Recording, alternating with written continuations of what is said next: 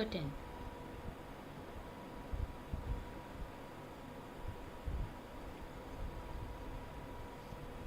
Okay, thank you. Yeah.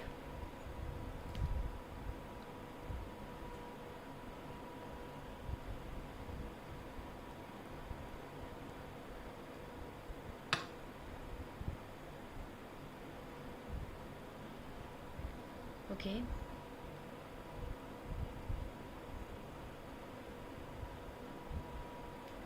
Apparently I'm online, but I can't see myself there. But let's get started. So in the last class, you had a introduction of the digestive system. We are still completing general anatomy in the form of systemic anatomy, introduction to all the systems. So in the last class, Professor Srinivas Reddy took his first class for you and talked about the digestive system. So I'm continuing the circulatory system, which we had done a little bit about arteries, veins, capillaries, anastomosis, lots of terminology. I'm going to talk about the heart component, part of which we have tackled as the properties of cardiac muscle. So not as a muscle, but as an organ, the heart and its chambers, and how it works as a pump for the whole thing together. And mainly I want to concentrate on respiratory system. So I'm doing that as two interrelated wholes, because you know that cardiorespiratory function is a correlated one. So let's launch into that, and if there are any further details, we will anyway be taking it up regionally when we come to the heart and lungs inside the thoracic cavity as part of the dissection of the thoracic region. Right? At that time we'll be tackling it from the regional point of view, their interrelationship with each other, their physical proximity with each other, how it all sits together, how it connects together, and how it delivers energy to the body by combustion of your sugar molecules in the presence of oxygen, that is aerobic respiration, right? Cellular respiration. So here we are looking at respiration as the organism's respiratory system, which is geared completely to developing a methodology which reliably, consistently, continuously throughout your life delivers oxygen and glucose to every living cell for it to be able to generate energy, ATP. Right? So a system has been put into place with a great deal of evolution, the great deal of levels of complexity to be able to do this reliably, and a system of checks and balances has been put into place to make sure that the amount being delivered to each cell at any given stage of its life or of its need is always appropriate, never too much, never too little, never starve it, never overload it. And it's quite exquisite and miraculous that it is able to do that from the macro gross level right down to the micro subcellular sub-particle level of controls. Those we will do in greater detail probably in physiology and biochemistry, when you see the molecular interplay which manages this in a cellular environment. But in anatomy we will look at how the whole thing works as a system, a gross system, together with the working together and the connection together various organs and pathways. Alright, so the cardiovascular and respiratory system, as I'm looking at it conceptually together, because structurally and functionally they are interlinked at various levels.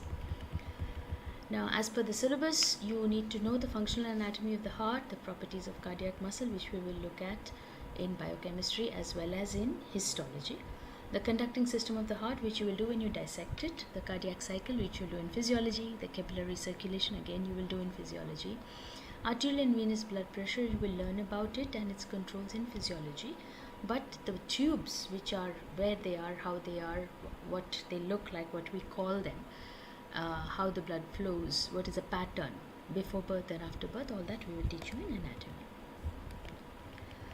So you already know this, it's just a revision. So circulatory system consists of the heart and the blood vessels and the blood within the vessel. So blood as a separate tissue, I've already mentioned it to you before. So the heart is a four-chambered, very muscular organ which has a partition between the left and right sides, and which has another two partitions between what we call the atrial chambers, which are thin-walled expansile chambers, and the ventricular chambers, which are thick-walled muscular contractile chambers.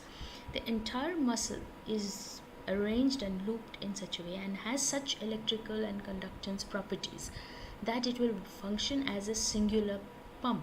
But these four chambers have to be slightly delayed in function from each other to be able to deliver the content, which is the liquid blood, correctly at microsecond differences from one chamber to the other, for it to be able to do a very efficient overall body circulation.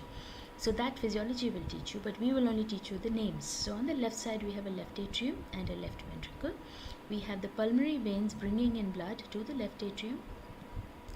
Since it's coming from the lungs, we can expect that this blood must be rich in oxygen, because that's where it gets picked up. So here the word vein is carrying oxygenated blood. We already defined that veins are vessels which bring blood toward the heart, and arteries are vessels which take blood away from the heart. The naming is in terms of the direction of blood flow within, not in terms of the oxygen or carbon dioxide content of the blood. So the veins here are coming from the lung, therefore they are oxygenated, and they come into left atrium, which squeezes it and pumps it into left ventricle, which squeezes it through the aortic valve into a curved, very big, very muscular artery called the aorta, which is muscular but proportionately more elastic than almost any other artery in the body. So it comes under one of the elastic vessels, and it has its branches which sends blood to the head and neck and the two upper limbs, and then the vessel itself curves and goes down, down, down through the thorax into the abdomen pelvis, where it divides into two major trunks for the lower limbs. All of it which will carry arterial blood under high pressure because of the left ventricular contraction. At the same time, the right atrium is receiving venous blood through the superior vena cava and the inferior vena cava, and is going to empty that right atrial blood into the right ventricle, which is going to squeeze it into another parallel vessel, parallel to the aorta vessel, right, which is called the pulmonary trunk, which divides into a left and right pulmonary artery, which goes and supplies the lungs only, right. So the aortic circulation is going the entire body from your scalp to your toenails, whereas your pulmonary circulation is going only to the two lungs inside the chest. It's a completely closed circuit, doesn't go anywhere else. So our pulmonary trunk takes it out to the lungs, and our pulmonary veins bring it back to the heart. Pulmonary trunk goes out of right ventricle, pulmonary veins come back to left atrium. This is the plan of action. This is the way the whole thing is organized. Then there are valves which control this flow to be only in one direction. So you have a mitral valve between left atrium and left ventricle. You have an aortic valve between left ventricle and root of the ascending aorta. You have a tricuspid valve between right atrium and right ventricle, and you have a pulmonary valve between right ventricle and the pulmonary trunk root. The properties of cardiac muscle is different from all other kinds of muscle. So when we did muscle as part of musculoskeletal system, we were concentrating on skeletal muscle because it operates the appendicular skeleton mostly and moves parts of the body against each other and the body through space and time. So skeletal muscle properties were very specific for bringing about that musculoskeletal system, locomotion and movement. Smooth muscle, we said, is a completely different thing, which is serving your viscera and internal organs. Now the heart is also a viscous and internal organ, but its job is a great deal more sophisticated than that of all other organs inside, and it is the pump for everything else. So it has these special properties. It has excitability like any muscle. It has conductivity and contractility like any muscle, but it has this extra thing called autorhythmicity. By itself, if you leave cardiac muscle alone, it can initiate an impulse. This is not there with any other muscle, and this is a property actually shared with neurons. Only neurons can self-initiate an impulse. So this extra function is available only for cardiac muscle through certain evolution that has been laid down, and that makes it an effective pump for the CNS.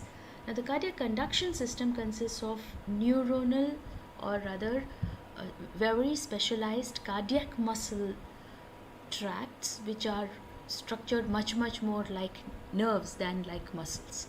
When we look at embryology, we will see how that comes about, and how some of the developing heart wall became a conducting system instead.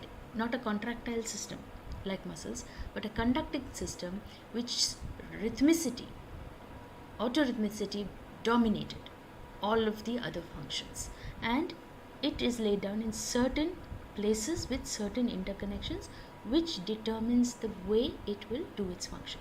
So we already know that there is a sinuatrial node and an atrioventricular node, which are the like the pacemakers, which are centers of dense, very sensitive, very rhythmic cells of the conduction system, which are interconnected to each other through bundles, and which also send out branches into each of the walls and the partitions between the chambers of the heart. So there's a left bundle branch, there's a right bundle branch, there's a moderator band, and so on and so forth. You learn all this when we do the dissection. We'll open it out and we'll look for it and we will study it. So don't worry about it right now. Just know that the heart as an organ has a conduction system, which is very necessary for the function of the entire circulatory system, because this is where it's all getting started. The other vessels, every other branch coming out or going into the heart, doesn't have its own initiation. It will only take the volume and the pressure which is thrown into it by this pumping heart, right? So this is where it all starts. Now when it does that, when the heart is here, we've got a blue for presumably for deoxygenated blood, and a red presumably for oxygenated blood. So we already said left atrium is receiving from the lung fields. So this is one lung and this is one lung. This is as if you have taken aside the entire the rest of the viscera, and you're only looking at the network of the circulatory tree to show you what's happening. So you have the left lung bringing oxygenated blood to the left side of the heart, which is pumping it into the entire systemic circulation, including branches to the upper body. Now where is that? Okay, here it is. So this branch is going into the upper body. All the oxygen is reaching into the head and neck and the upper limbs, from which venous blood, wherever it is generated, is going to come back to the right atrium, right, through the superior vena cava. So this oxygenated blood which is going out of the body is also going to the viscera in the thorax, viscera in the abdomen, viscera in the pelvis, and into the lower body, lower limbs, again breaking up into capillaries, giving away its oxygen and its nutrients, picking up carbon dioxide and waste products, and bringing it again back to the heart on the right side, right atrium, via the inferior vena cava. So lower part of the body, the entire digestive tract, the liver, everything is bringing back via inferior vena cava vein into the right side of the heart. So right auricle, right ventricle are parts of the right side of the heart which are receiving blood. Similarly, superior vena cava is pouring it into the right atrium. From the right ventricle, the output of all this deoxygenated blood has to go back into the lung, blue, deoxygenated, where the lung will oxygenate it and bring it back to the heart. So you have a small pulmonary circuit and you have a very large systemic circuit, and this is the state of affairs of the closed system of interconnected vessels through which blood will flow. Under normal circumstances, blood will not leave this closed system of vessels. It's not supposed to leak out anywhere from the tubes. If there is a small injury or any reason why a capillary or a vein or an artery bursts inside because of a high blood pressure or anything which might have happened, it is a very dangerous situation, because the blood will leak out of this closed circuit, cause some pressure, clot because it has left the vessels,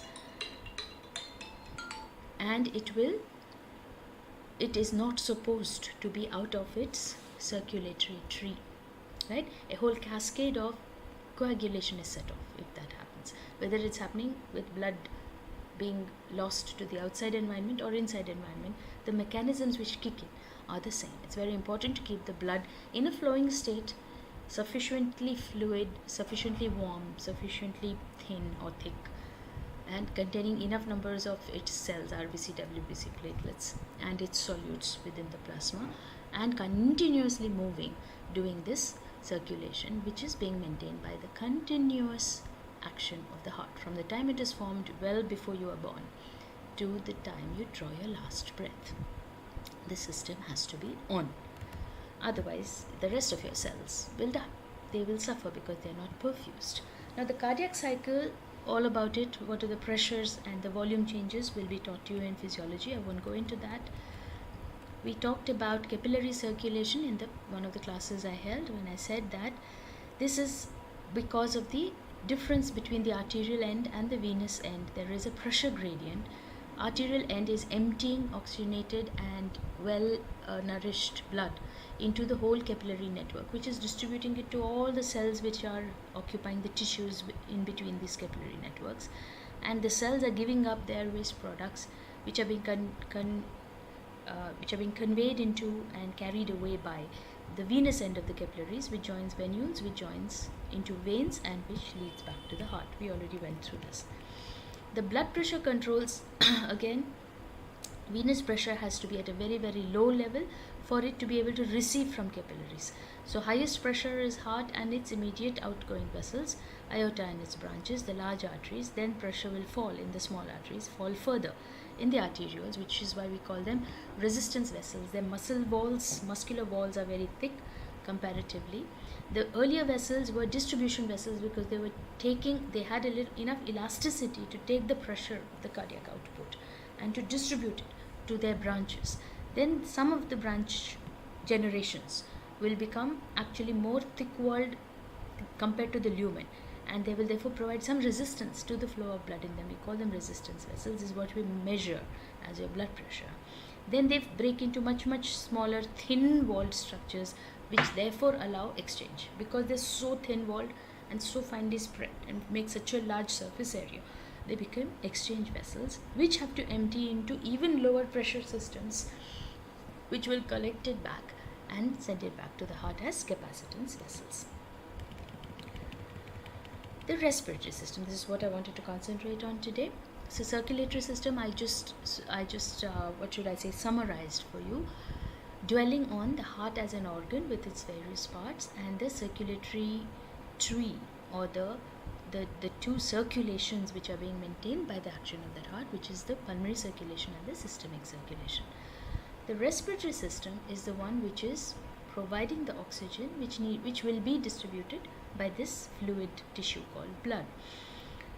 The components and functional anatomy of the respiratory system, we'll talk about that today. The mechanism of breathing is something we will do alongside with the mechanisms of the thoracic cage when we do dissection of the thorax, because the movement of the thoracoabdominal diaphragm is a muscular action, mostly involuntary but also somewhat voluntary, and there is a bunch of intercostal movements, that means between your sternum and your ribs and your vertebral column, which is changing the volumes and the pressures within the thoracic cage, which is the basis of the mechanism of breathing. So that is a thing we will take up a little later, again in regional anatomy. Ventilation, regulation, transport, hypoxia, all of this will be done by physiology and biochemistry people. We will look at these subheadings to the extent that you need to know the basis of the function in structure of via the anatomy subject. Only that much we will revise today. So the respiratory system itself only consists of, essentially the main organs are the lungs and the tubes which conduct air to and away from the lungs.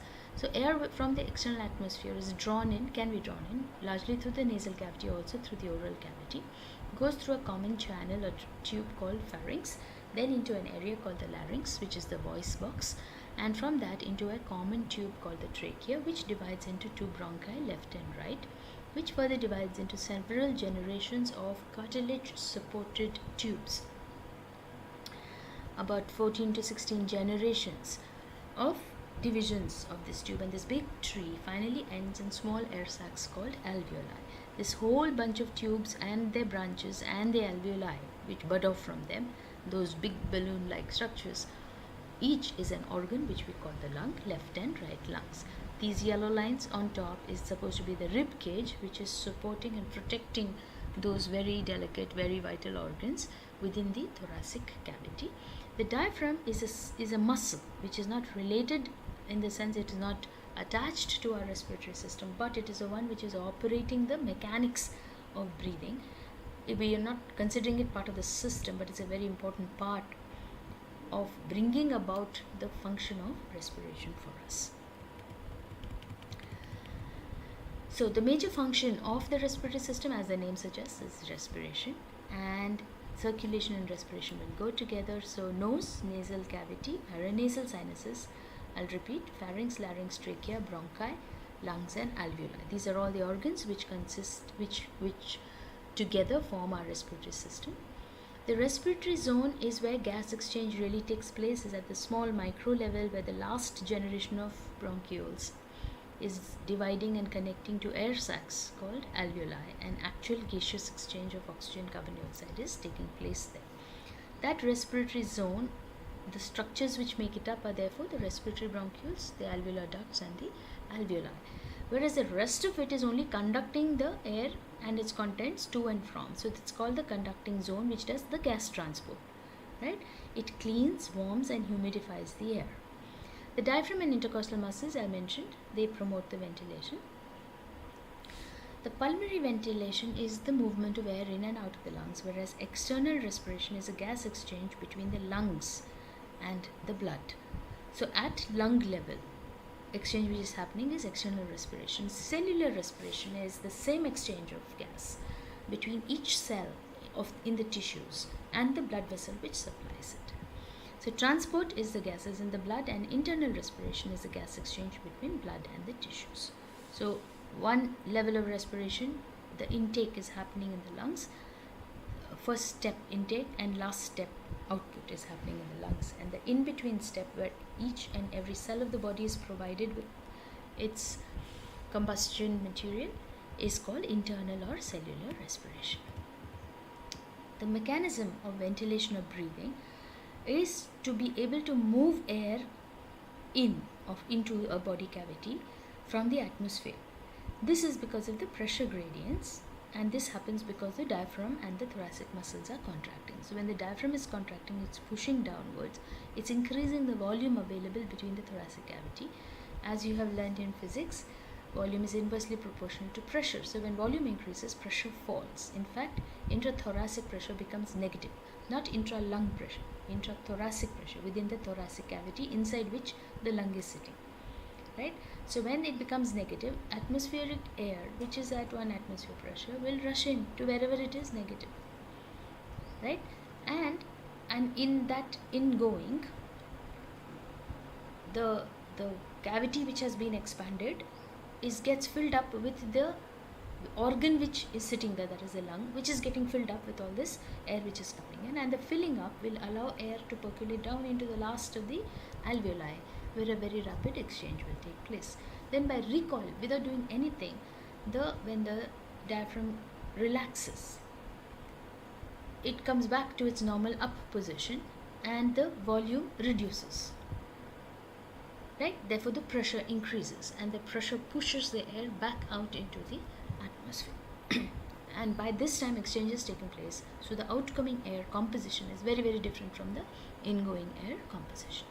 So air expelled from the lungs will therefore be rich in carbon dioxide and very poor in oxygen. These two steps are called inspiration and expiration. Ventilation is the exchange of air between the lungs and the atmosphere, right? The tiny air sacs in the lungs is where actually it's happening. It's a good time. Excuse me, sir. Only to tell you I'm never upset with you.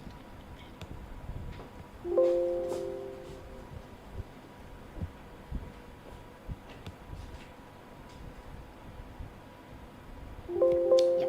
So to come back to what I was saying, this was a time I wanted to mention ventilators, because you would have been surrounded with news of people being put on mechanical ventilation as a last step support in the disease which has overtaken the world as a COVID-19 infection, a pandemic.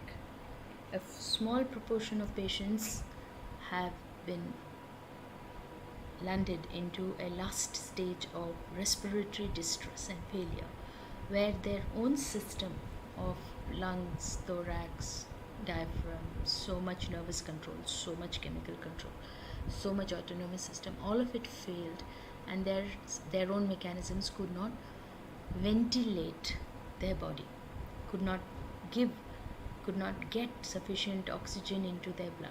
So we put in a mechanical ventilator, an external device which will take oxygen and literally force it into a patient's lungs, and then take away the carbon dioxide and send it somewhere. And so it contains a humidifier which does the job of your nose, nasal cavities, paranasal sinuses, of warming, slowing down and humidifying the air which enters.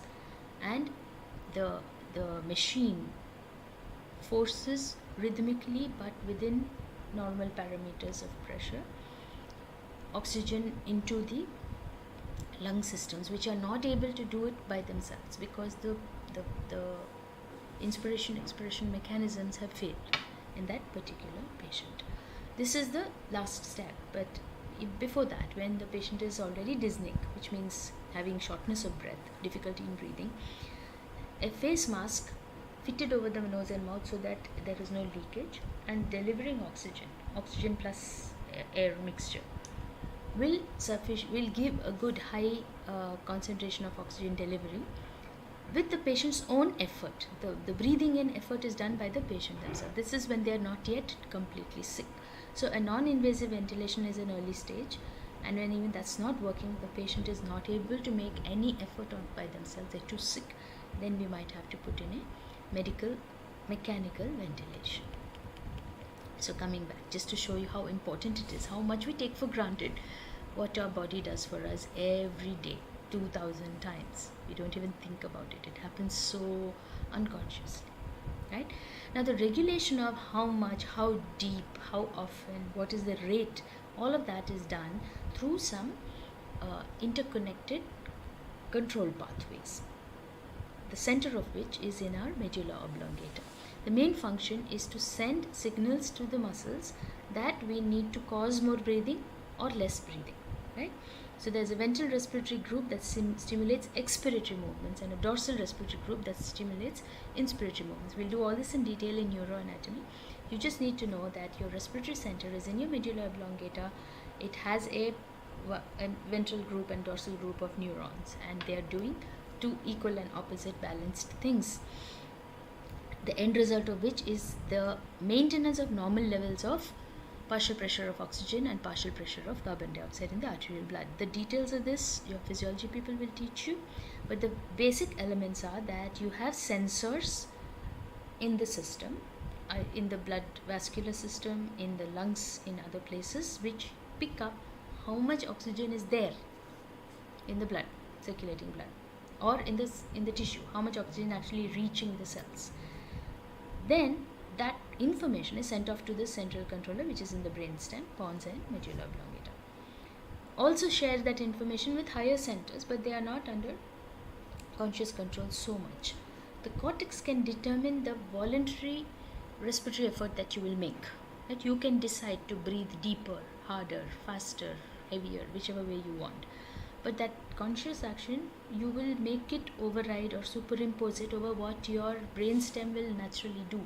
Even in your sleep, even in coma, the brainstem manages fine without a conscious supervisory control. But a supervisory control is provided by nature, by evolution, so that you can change it by your will if you so wish, for whatever reason, for whatever purpose. This central controller is therefore at both levels, at autonomic level and at conscious level. That controller, mostly the output is of an unconscious nature, which goes to the effectors which will bring about the change. So it will basically go directly to the respiratory muscles and say, do this or do that, or do it faster or slower or deeper or lighter, or whichever way it is. And some of it will go to other parts of your systems, sharing the information, so that other regulations of other things like circulation and endocrine and musculoskeletal will also kick in. It's quite, how should I say, the information is quite diversely shared. But for the purpose of regulation of respiration, this loop 1 to 3 is more than enough. There must be some sensors. There must be a central controller, and there are effector muscles. Now the sensors we have, the chemoreceptors, are tissues which are specialized to pick up the oxygen and carbon dioxide levels, the ionic levels, as it is found in the circulating blood. Then the regulation of breathing is done by a neural regulation, which is a negative feedback system.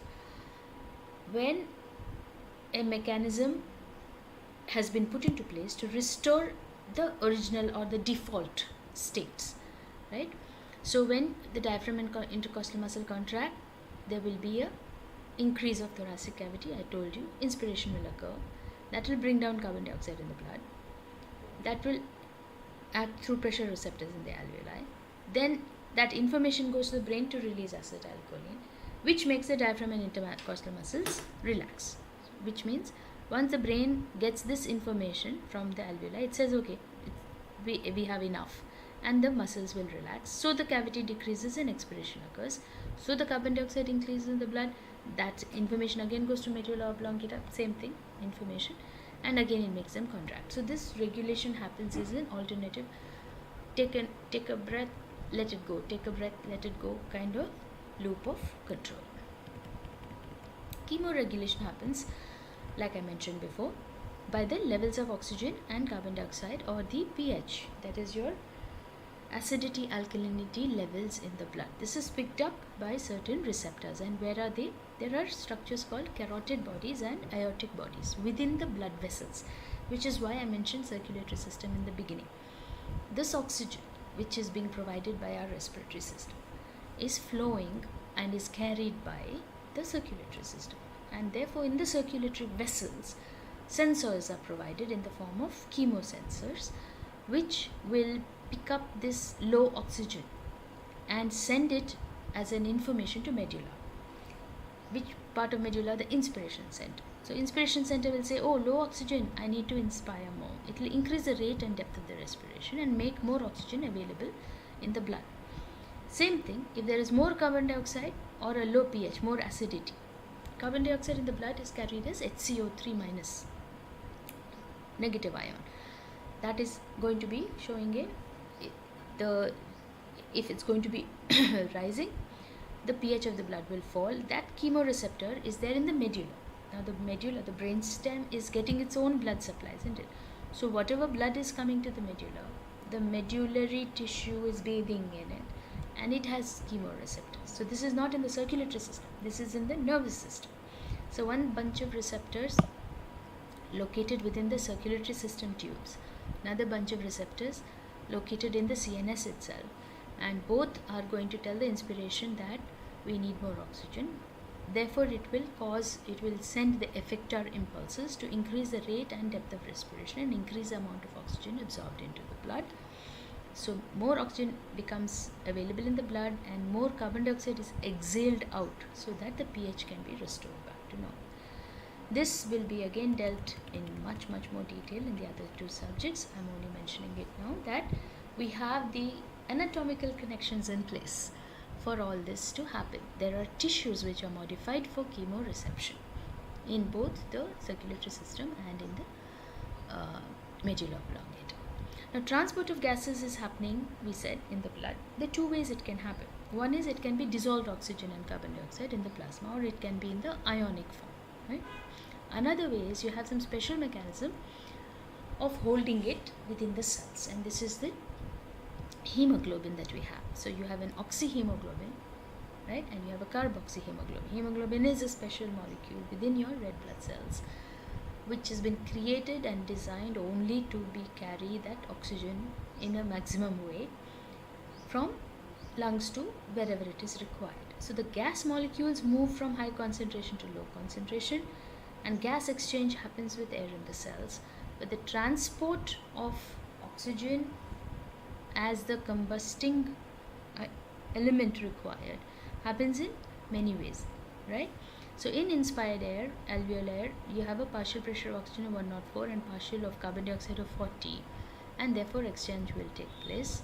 This will get into oxygenated blood, come into heart, get out into the system, get released at the cellular level, where the PO2 becomes 95 and the PCO2 is still 40, so there is still exchange.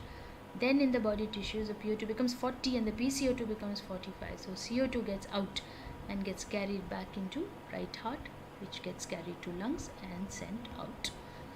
The pressure gradients of the partial pressure of these gases while they are transported is what causes the exchange. So hypoxia is when A body is giving the whole body or a part of the body is saying not enough oxygen. Hypo is less. So it could be generalized, affecting the whole body, or locally a region of the body. So common sense, we will be hypoxic when the outer atmosphere is having less oxygen. For example, very high altitudes, right? Or we could be having less oxygen when our breathing mechanism becomes shallow. So there is breathing activity happening, inspiration, expiration, effort happening, but not much delivery of air and oxygen to the sites of exchange, which is your alveolar lining. That will happen whenever there is not much effort possible in the thoracic cage and in the muscular apparatus which is moving your thoracic cavity. So those things happen in conditions like a heart attack, where something is happening in the whole system which is taking away the energy or the effectiveness of breathing. So in congestive heart failure, in a hemorrhagic stroke, in a peripheral arterial disease, in some kinds of cancer, when there's unstable angina in the heart, in many respiratory diseases, you have tuberculosis, you have cancer, you have acute bronchopneumonia, there won't be possibility of sufficient air and oxygen entering into the lungs. And certain kinds of trauma where the brainstem centers are being affected. So in trauma and stroke, nothing is wrong with the circulatory system and nothing is wrong with your respiratory tree, but the centers have gone awry. They've gone off balance, and therefore the signals of control they are sending are not adequate, so the body is not able to make the respiratory effort, and therefore hypoxia is resulting. So there are, at many levels, the trigger for hypoxia can happen. Could be from very local to very central levels of hypoxia. So then we do what is called artificial ventilation or artificial respiration. We assist or stimulate it. We provide the exchange of gases by doing a pulmonary ventilation. There are some methods, we will learn about it in clinical medicine, but one is to put the patient in a prone position, and it's called Schaefer's method. Another is a whole unit. These you learn as emergency on the spot methods, or maneuvers you do when you're trying to support the patient back, trigger them back into being able to ventilate properly. And when nothing happens, then we do mouth to mouth assisted respiration. We are breathing into the patient's chest to force expansion of the lung, a forced inspiration, to trigger the loop of inspire, expire, inspire, expire, breathe in, breathe out, which has gone off because of some level of central depression. Maybe because of a trauma, maybe because of a bleed, maybe because of smoke in the system, whatever it may be. So you learn all this as first aid principles. In fact, it's part of your foundation course where you will learn basic life support. So one of the first things you have to do is establish ventilation for your collapsed patient, because they're not able to do it themselves. Right? Now, apart from all of this, the fact that the lungs are part of your respiratory system is because they are the main primary sites of ventilation, right? That's where the gaseous exchange is primarily taking place. Which one? The external respiration. Internal respiration is happening at each and every cell. Between the capillary and the cell that it is supplying is where internal respiration is taking place. Between the atmospheric air and the alveolus which is receiving it is happening external respiration.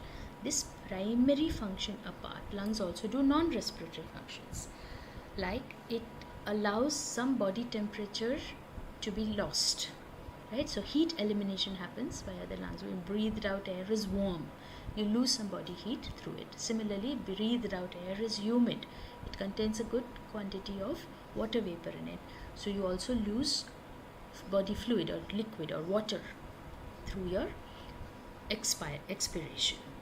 Then the fact that the lungs do this expansion and contraction enhances the venous return to the heart. We will learn that in cardiovascular physiology.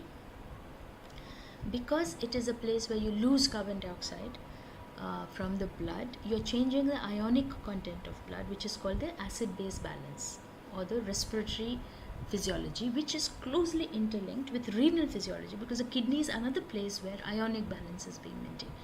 Kidney, by changing or modifying the constituents of urine, And lung, by changing or modifying the constituents of breathed out air, can bring about quite a big flux in the ions in the blood. Right? So between the two of them, a good amount of acid-base balance or ionic balance is maintained. It's actually a very fascinating, very important chapter. You'll be surprised. In fact, I can share with you anecdotally. As a house surgeon, there was a case in our ward where everything was going fine as per the chart, as per the textbook, as per the disease that the patient had. But somewhere, the junior doctor in charge had missed the ionic composition, the serum sodium, potassium, chloride, HCO3, H plus readings of the blood, and the patient was getting sicker and sicker, and they're not able to get a grip on what's wrong with it. Medicines are working, the disease is going down, but the patient is getting sicker. And if I remember right, they managed to correct it. They didn't lose the patient. But if it had slid, it's only by acid-base imbalance that patient would have died. All other systems being okay. So it's so important. So one of the functions of the lung is participation in the acid-base balance. Apart from that, what you exhale out of the lung is what becomes the basis of your speech as it goes through your vocal cords, your vocal apparatus, your voice box. You convert it into vibration of vocal cords, which becomes sound, which comes out as speech, singing, whatever vocalization you do.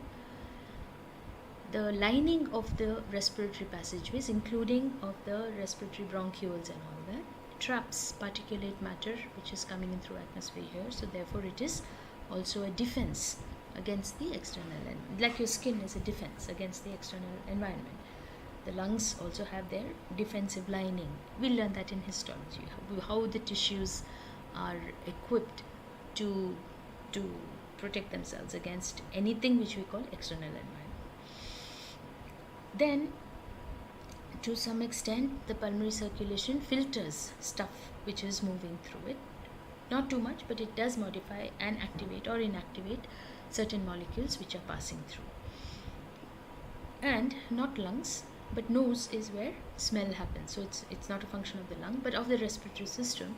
There is a whole special sense called olfaction, which is done in the roof of the nose and the nasopharynx. That's where the special sensory apparatus is there, which picks up this thing we have called smell and conducts it through the cranial nerves into the top part of your brain, where an extra information is given to the body, given to the brain about what is there in your environment. The smell is an important input about your environment for the animal.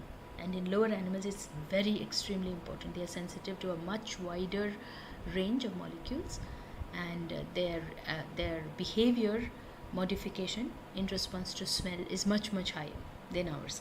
In the higher animals, by the time you come to primates and apes and man, the information is huge, but the action upon it is much modified. It operates more in your subconscious and unconscious parts of the brain. Consciously, vision and hearing take up a much more dominant position. But smell is a very important special sense, and it is also one of the things provided by your respiratory system apparatus, especially the nose. So this brings us to what are the components of the system we call respiratory system. What does each thing do? What is each one's function? Where things can go wrong?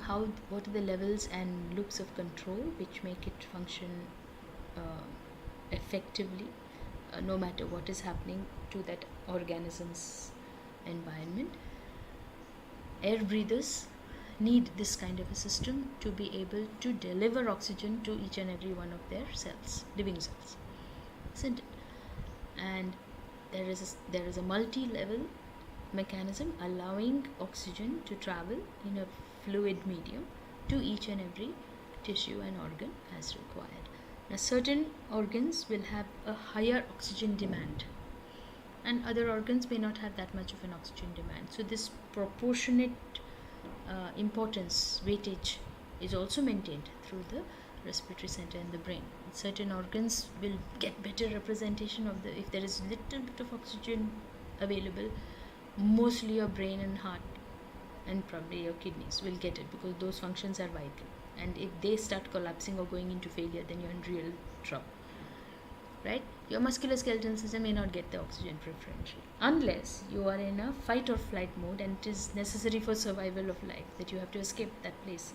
Then all the oxygen will rush to your muscles, make them contract, make you run away from there. So that decision making of where to send the oxygen which is available is again a complicated multi-level control process. Your physiology teachers will explain that to you in more detail. So for today we are done. Tomorrow we'll take up another system. Bye for now.